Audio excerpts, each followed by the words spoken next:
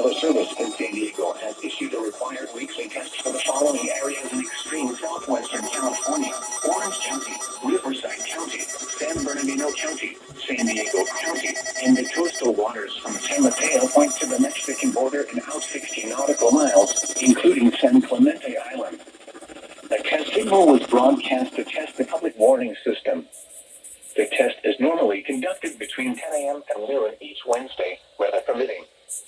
The signal was also used to test the activation and emergency readiness of the Skywire network of radio operators.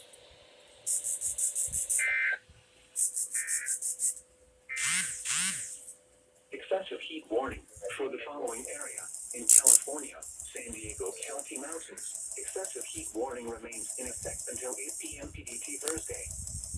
Dangerously hot conditions with temperatures up to 93. In the San Diego County Mountains, until 8 p.m. PDT Thursday. Extreme heat will significantly increase the potential for heat-related illnesses. Mexican border and out 60 nautical miles, including San Clemente Island. A test signal was broadcast to test the public warning system. The test is normally conducted between 10 a.m. and noon each Wednesday, weather permitting.